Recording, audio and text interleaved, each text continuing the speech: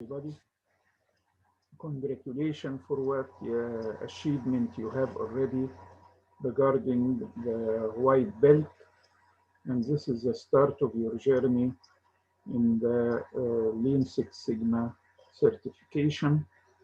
I hope all of you reach whatever he is planning to do. Today we are going to start what is the lean concepts related to the yellow belt certification. First of all, let us discuss steps to apply lean. When you are going to think in lean methodology, you have to start by writing down your process. You think about the process that you are going to make it a lean process, and then find out what is the waste in that process by walking the process to find out where is the waste that could be eliminated to make our problem solved and our process is more lean. Then implement basic improvement technique to find out what is could be make our process lean and what is the problem that may be in need of further Six Sigma project needing the MIC methodology. So in this process, instead of sending the report of whatever examination is through effects, we can use this tablet to send the result online, so there is no any block stones in the process and make it as a lean one. Let us start to know how we can think in a lean way. First of all, we have to identify what is the problem in the process. Anything that could be going wrong, it is the problem. It is either outcome that different from what we are intending to do, either by observation or a measurement. The problem is not to blame anyone or to find the fault of the who is the one who made the fault. And it is not determining what is the cause and the solution, because if we are going to think in the root causes and find out solution to it, we are going to apply either Focus Pedica or the MIC, TQM or Six Sigma. But in Lean, we are only thinking out of the box about what are the waste in our process, how to eliminate the waste in the process itself.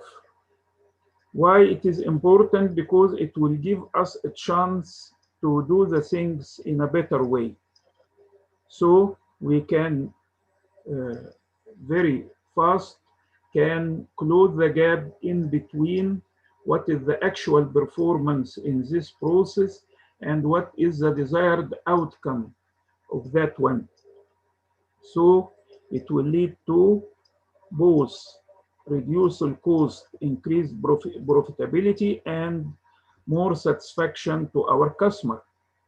This will help us in working as a team and to make our workplace is an interesting one that give the intended outcome in a smarter way with less cost, less effort, less steps that will maximize the value for our customer and removal of all waste. What are the most common types of problem in our daily activity? There are two main problems that we'll face all the patient in every hospital, the cycle time, when something takes too long to happen, like the waiting time or waiting for the test results, waiting for the doctor or whatever the service is. The second is a defect, when the outcome doesn't come according to the voice of customer or according to the right proper way to do it. For example, when labeling of the prescription medication is wrong.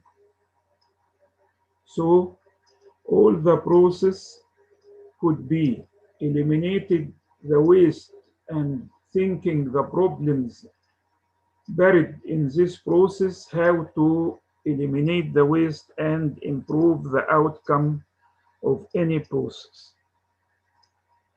First of all, we have to think what is the process, what is the meaning. It is any series of actions that have been done in our daily activity to produce an outcome. The simple ways we have learned before: input, process, output.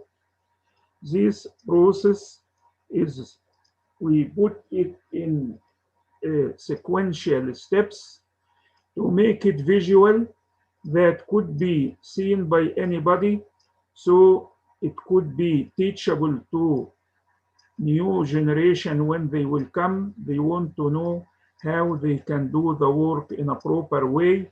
We will show them the map of the process, and they will know what is the proper way of doing the process. It is capable of being repeated because it is documented already in a proper way. The process are not the result of any activity. It is not the job description, because the job description is the one assignment that is needed by anybody to do according to his knowledge and skill. And it is not the description of the policy and procedure. Why is identifying what is the process map is important? Because if we document what we are going to do, it is easily to be well known and standardized by anyone who is coming to know what is going to be done in a proper way. Because when we review what we have done in the sequential steps of the process map, if we do something wrong, we can correct it. But unfortunately, if we didn't put it in that way as a map of any process, properly put down and make it clean, anyone will come to do the job. Either he will do it in the way he is accustomed to in his previous experience. Think about, we came in a hospital from different countries, from Egypt, India, Jordan, and we are working all in Saudi, in the same hospital. If we did our surgeries in our own way that we learned at our homeland, the nurses and the staff who cannot help us properly because we have our own details in doing the job. But if we standardize the way of doing the job, so all of us can do it according to the process map. So it can be studied, improved, and taught to others. And by this way, we can find out what is the waste and the problems in the process, so we can solve any problem and make it properly lean process. What are the types of processes? We have everyday process in our day, from the start to the end. Every day, brushing our teeth, getting the oil car change, making a meal, paying, buying, doing, going to work. It is either physical process or transactional process. Physical process in our daily activity, like cleaning a room, making our food, getting your car oil changed, or filling a prescription, examining a patient, making x-ray, making a fill in one tooth, uh, extraction of the wisdom tooth. There is any process has to be written down in a map in sequential steps, and we will learn how to do it because it is one of the main essential skills that anyone want to work or to think in quality has to find out how to write down and to think about making the process map properly. Transactional process, including some like what you are going to do using the computer, like order a product online, or taking a customer order, or triaging a patient health care through the HIS system.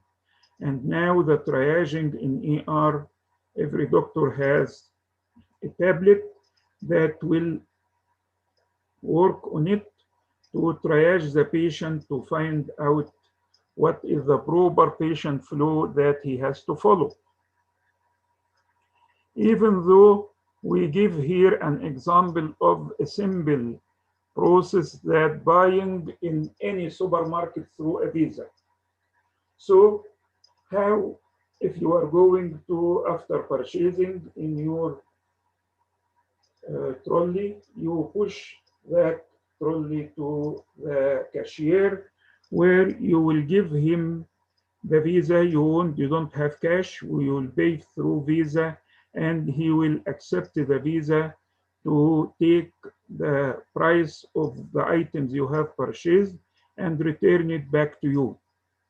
So you have to put what is the start and what is the end of the process map. Every step in a rectangle, customer want to pay by a Visa card. Then cashier accepts a payment through Visa. Then the cashier scans the Visa card through the machine, and then return the Visa card with a receipt to the customer.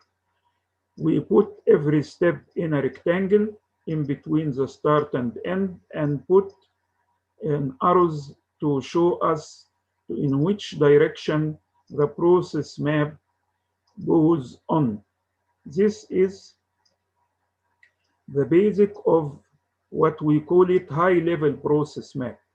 The high-level process map is a visualized way to put the start and end, put the steps in rectangle, put arrows showing us the way of the process direction, and we will go a little bit step by step to make it a little bit more difficult and in need of more steps. In Six Sigma process, we are not thinking in that lean. We are using only lean tools because the defects, we are thinking about defects. In lean, we are thinking about waste, to eliminate waste. In Six Sigma, we are concerned about variation to decrease the variation, to eliminate the defect, to reach a high level of defect-free process to the extent that the process will have only 3.4 defect per million opportunity, with an accuracy rate almost 100, which is 99.99966 or 999.7%. So not all process in our daily activity needs that journey to make the MIC, define, measure, analyze, improve, and control. We can solve it through thinking about the lean. That is why Usually, Lean and Six Sigma are used together. The characteristics of Six Sigma process that it is clearly documented with work instruction and the customer expectation is clearly understood. In a Lean Six Sigma, we process the map, put down the process map, thinking about steps and thinking to Lean method how to remove the waste, that non-value added steps, and then write down thinking about pull method, not push method, and then what about the change to be standardized and to be perfect, as we have discussed in Lean methodology in our last discussion.